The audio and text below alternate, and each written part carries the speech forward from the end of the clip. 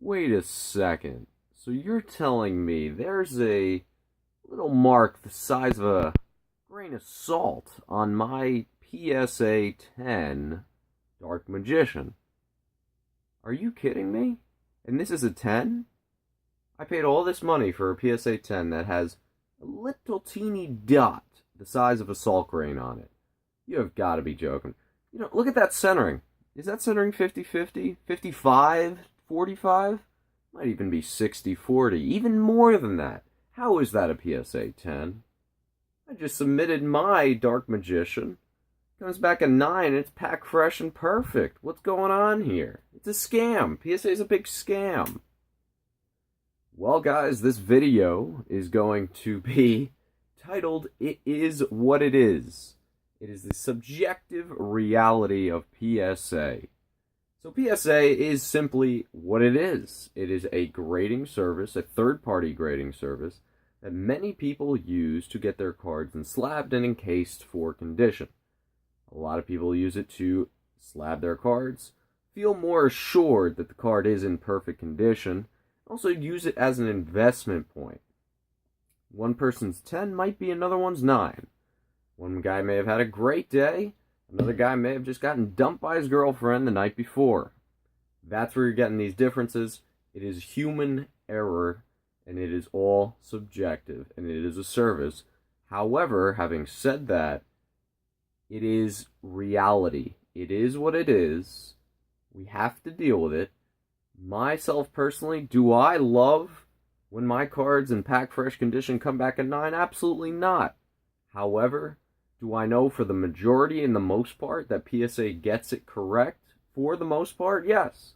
And would I pay a premium for a PSA 10 considering, or even a 9, considering that it has been reviewed professionally by a third party? Yes, I would. Do I think there are better options out there? I don't. I don't think there's better options out there. PSA has been in business for several decades now, believe it or not. And it is the standard. It is what it is. I mean, there's no ifs, ands, or buts about it. Let's take Magic the Gathering, for example. People weren't buying into the hype of Magic the Gathering graded cards. The first Magic cards that were graded were all the way back in 2004.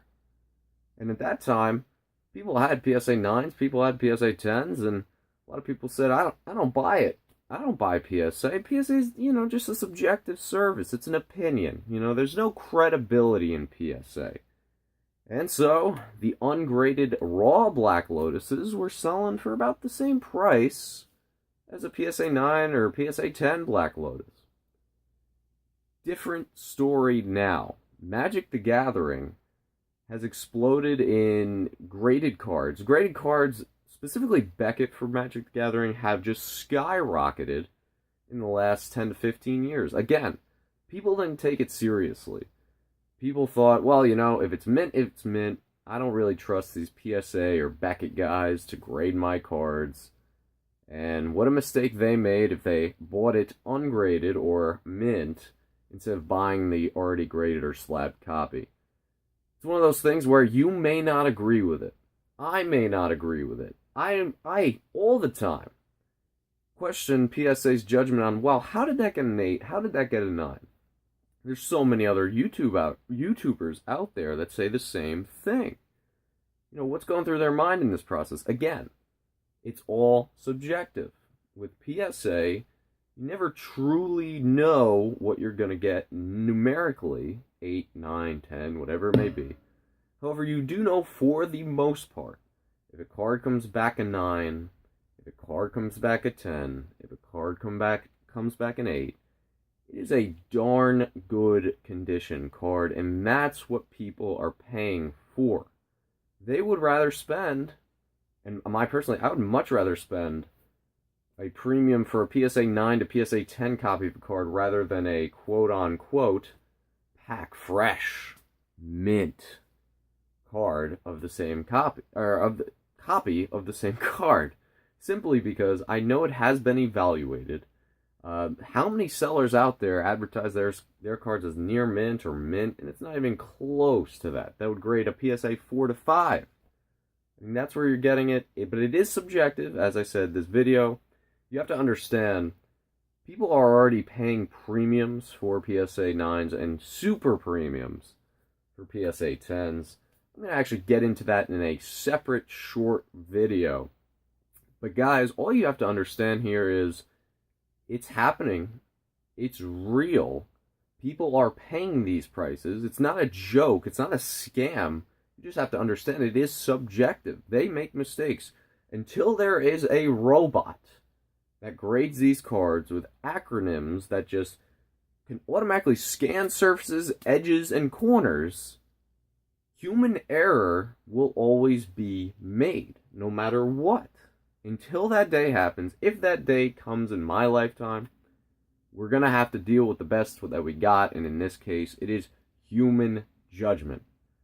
So when a card comes back in a PSA case, we have to understand that, yes, things might not be 100% accurate, but they will, for the most part, be in that vicinity of very, very close to the accurate description and condition of the card.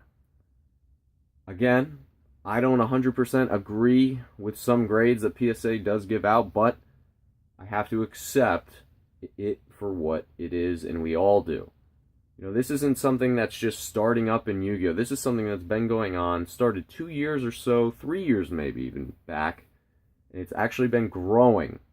And so people who don't believe the hype, don't buy it, just look at eBay, look at prices, and you will see that this is a real, genuine thing. Yu-Gi-Oh! Is no longer a card just for gamers. Yu-Gi-Oh! Is now a card game for collectors. And even for Magic the Gathering, they said the same thing in 2004. And surprise, Black Lotuses are hitting 30K, 40K for super high-end Black Lotus cards. Yes, Magic is an older game. Yes, it's been established and available for a lot longer period of time. However, Yu-Gi-Oh! Probably has a more bigger brand awareness nationwide than Magic does, and especially internationally.